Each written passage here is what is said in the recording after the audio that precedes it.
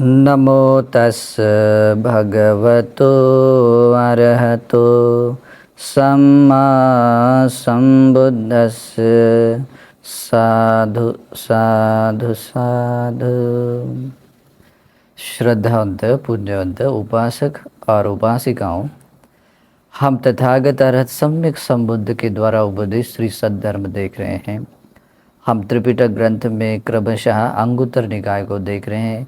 उनमें अभी तक हम लोगों ने 13 वर्ग हमने देखे हैं। अभी आज हम देखते हैं दूसरे निपात का 14वां वर्ग, मतलब क्रमशः वर्ग में 14वां वर्ग है दूसरे निपात का।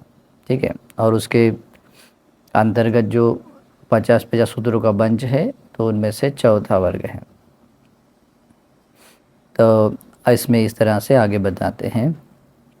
द्वे में भिक्खवे संथारा, द्वे में भिक्खवे संथारा।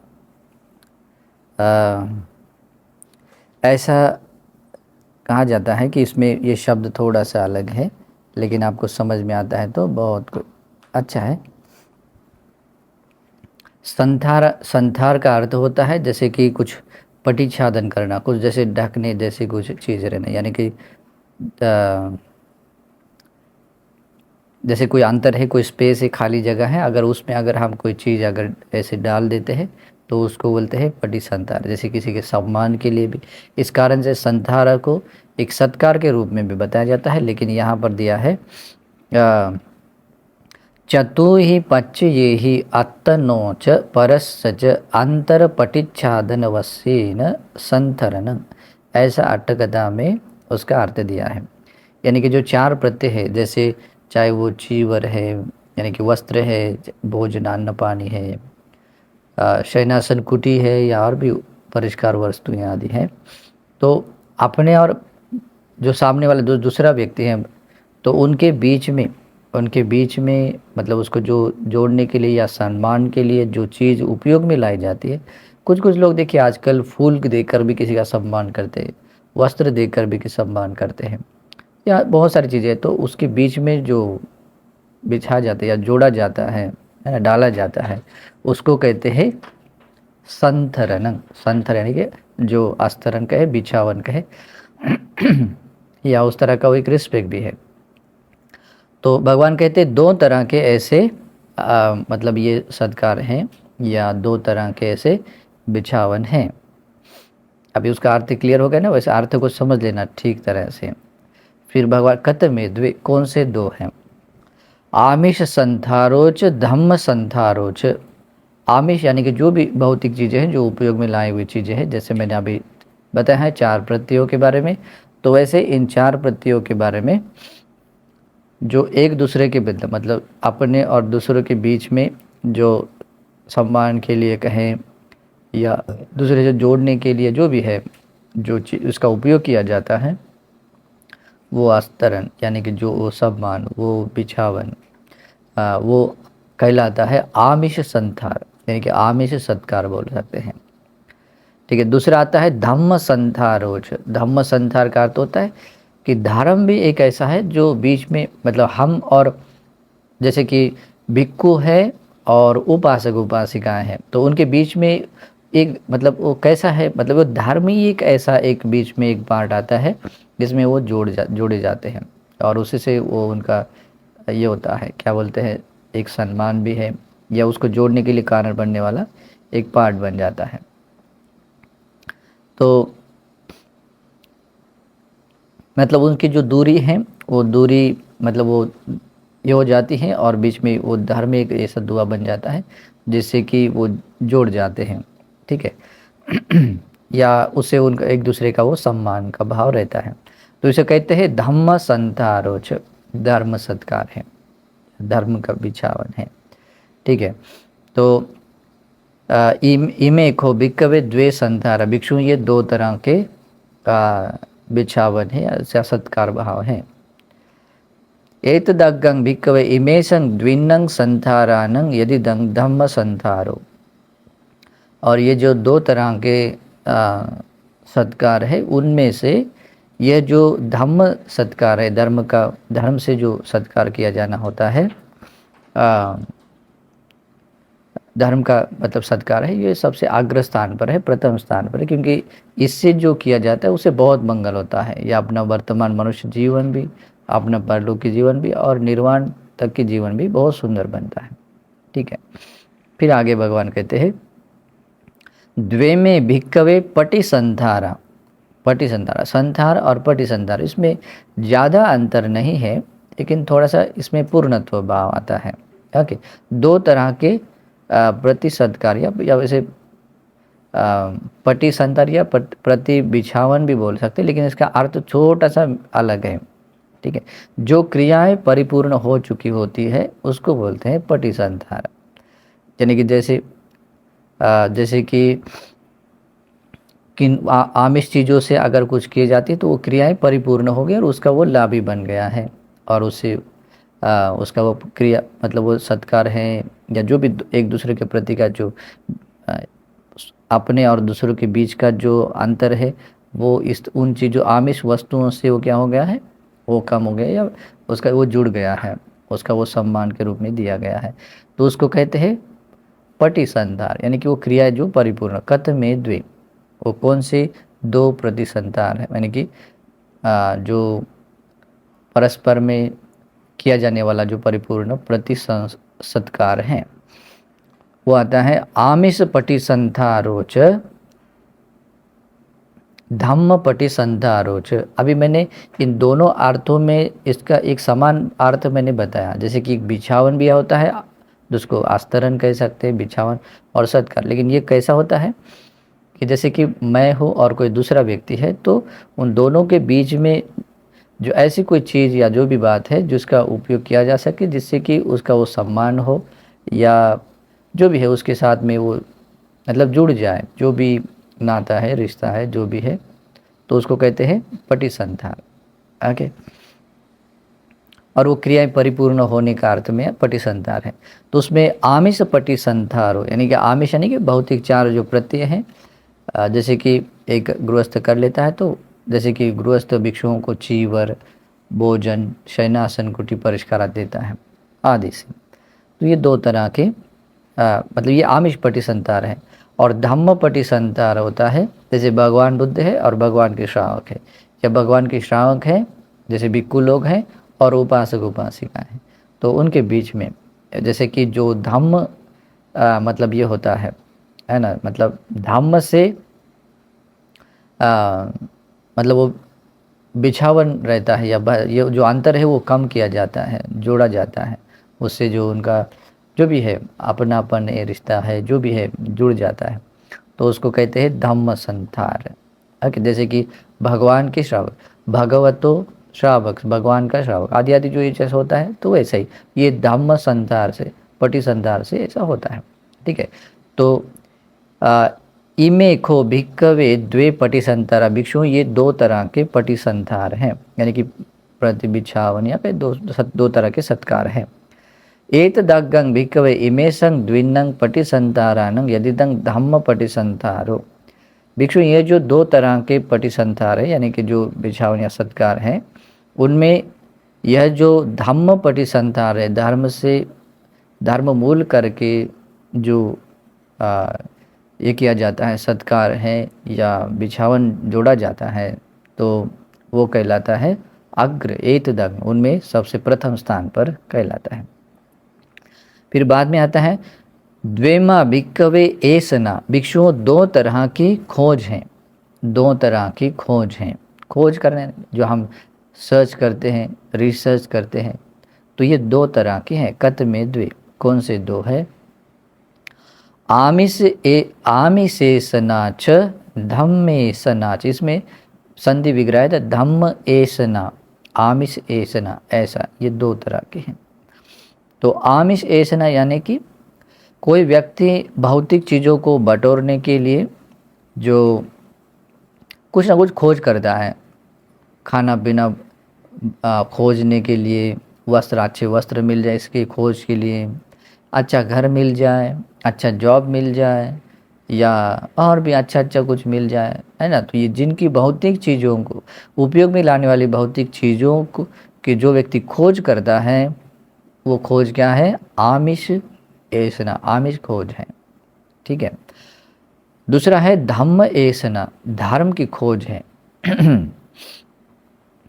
धर्म की खोज का अर्थ होता है, धर्म की खोज यानी कि जो दुर्गति अपाय लोक से मुक्त होने का मैं क्या करूं कि जिससे मैं अपाय दुर्गति से मैं बाहर आ सकता हूं, ये खोजने के लिए जो रास्ता खोज लेता है वो धर्म की ऐसना।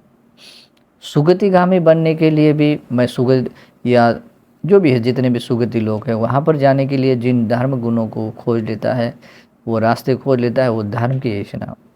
और इस लौकिक क्षेत्र की नहीं, इन सारे लोकों के परे जो लोकोत्तर निर्वाण है, उस निर्वाण पाने के लिए भी जो व्यक्ति कोई खोज लेता है, मतलब कुछ रिसर्च करता है, सर्च कर लेता है, तो वो कहलाते हैं। और सचमुच वो आर्य अष्टांग मार्ग को खोज लेता है, वो कहलाते हैं धर्म ऐसना। धर्म की खोज से ही धर्म मिला करता है, यानी धर्म मिलता है। ऐसा कभी नहीं होता है कि व्यक्ति मतलब कोई भौतिक चीज़ें खोजने के लिए निकला और उसको धर्म मिल गया, ऐसा नहीं होता है। और धर्म की खोज सच्चे सही माने में भगवान के श्रावक ही कर सकते हैं, क्योंकि भगवान बुद्ध शासन में ही कोई व्यक्ति धर्म की खोज करता है तो वो खोज पूरी हो सकती है, बाहर नहीं है। और इस कारण से फिर भी ये दो ऐसना है, खोज है ना। इमा को भिक्खवे द्वे ऐसना, भिक्षुओं ये दो तरह की खोज है। एतदागं भिक्खवे इमासं द्विन्नं ऐसनानं यदिदं धम्म ऐसना, भिक्षुओं ये दो तरह की खोज हैं, और इनमें यह जो धर्म की खोज है वो सबसे अग्र है, क्योंकि धर्म की खोज से ही आदमी निर्वाण भी पाता है। ठीक है। फिर उसके बाद में भगवान कहते हैं द्वेमा भिक्खवे परिएसना। अभी ये शब्द समान शब्द है, ऐसना ने खोज और परिखोज, यानी कि जैसे कि सर्च करने ला जैसे ये कर लेते हैं, उससे जुड़ा ही जैसे कि रिसर्च जैसा है ना, जैसे कि, लेकिन रिसर्च जैसा नहीं बोल सकते हैं, या उसको ऐसा बोल सकते हैं जैसे खोज है और एक परिपूर्ण खोज है, या पूर्णत्व पाई हुई खोज है ना, कि जो जिसके लिए आप खोज रहे हैं वो खोज अभी कंप्लीटनेस आता है ना, कंप्लीट रूप से आप खोज रहे हैं। तो इस तरह की परियोजना, दो तरह की परियोजना है। कत में द्वे, कौन सी दो है? आमिष परियोजना च धम्म परियोजना च, भौतिक चीज़ों को पाने के लिए व भौतिक चीज़ों की कामना करते हुए की गई खोज परियोजना है। और दूसरी है धर्म को मूल करके या धर्म के महान प्रतिफल को पाने के लिए की गई जो खोज है, और उसका जो पाना है उसको कहते हैं परियोजना। वो पाने तक मार्ग, मतलब पाने के लिए खोज करने के लिए प्रयास, और वो प्रयास वो पूरा होगा तो इसको कहते हैं परियोजना, यानी कि परिपूर्ण खोज। ओके। या किसी प्रतिफल के रूप में मिली हुई खोज, कभी कभी वो पूरा भी नहीं है, लेकिन एक पर्टिकुलर लेवल तक पहुंची हुई खोज को भी एक क्या बोलते हैं? परियोजना बोल सकते हैं, यानी कि एक पूर्ण रूप पाई हुई खोज। इमा को भिक्खवे द्वे परियोजना, भिक्षुओं ये दो तरह की परियोजनाएं खोज हैं। एतदग्गं भिक्खवे इमासं द्विन्नं परियेषानं यदिदं धम्म परियेषणा, भिक्षुओं ये जो दो तरह के खोज है, परियेषणा है, इनमें यह जो धम्म परियेषणा है वो सबसे अग्र है, प्रथम स्थान पर है। ये धर्म की परियेषणा करना आना चाहिए। धर्म की परियेषणा सब लोग नहीं कर सकते हैं। जिसके पास में निर्वाण पाने का कुछ पुण्य होता है, या कम से कम ऐसा कोई पुण्य होता है जो उसको धर्म की ओर उसको मतलब मोड़ दे, या धर्म या सत्पुरुषों को जो पसंद करता है, जो सत्पुरुषों का धर्म सुनने के बाद में उन सत्पुरुषों के प्रति स्नेह प्रेम भाव रखता है, या सत्पुरुष के धर्म को जानने के लिए प्रयास करता है, ये पुण्य से होता है। और वो व्यक्ति धर्म की खोज कर सकता है, मुक्ति के मार्ग की खोज कर सकता है। अधर्म में धर्म की खोज नहीं कर सकते हैं, और इस कारण से भी ये धर्म परियोजना केवल और केवल बुद्ध शासन में ही पूरी हो सकती है। भारत इतना बड़ा देश है और इतने सारे धर्म हैं, ये सब लोग कुछ ना कुछ अपने धर्म में कुछ करने के लिए ही कुछ कर मतलब प्रयास करते हैं। खास करके बहुत सारे लोग यहाँ भारत में ऋषि मुनि बन जाते हैं और अपने मुक्ति के लिए प्रयास करें। वो चाहते हैं कि मुझे वो मुक्ति का मार्ग मिले, वो धर्म मिले जिससे मैं मुक्त हो जाऊं, और वो धर्म की परियोजना खोज करने के लिए निकलते हैं। कुछ लोग बोलते हैं सत्य की खोज करने के लिए लेकिन ये बुद्धि शासन से बाहर होने के सारे पूरा जीवन बिता देंगे, लेकिन वो धर्म नहीं मिलेगा, वो धर्म की खोज उसकी नहीं हो सकती है। क्योंकि मैं उदाहरण बताता हूँ, जैसे कोई आदमी घर बनाने के लिए कोई अच्छी मजबूत लकड़ी खोजने के लिए जाए और उसको पता नहीं होता है कि ऐसे उसको सीधा बताया गया है ऐसी जो बहुत सीधी हो, दिखने में बहुत मतलब ऐसा मोटा हो, ऐसा कुछ लेकर आओ, और फिर वो बहुत खुशी खुशी से एक जो केले का वन है, जो खेती है, उसमें चला गया। अभी केला बहुत ऊंचा ऊंचा भी है और दिखने के लिए बहुत अच्छा है, ठीक है। अभी वहाँ खोज रहा है कोई ऐसी कोई लकड़ी मिले जो मजबूत है, जिससे घर बनाने का काम उसको आ जाए। उस व्यक्ति को वो लकड़ी कभी नहीं मिलेगी।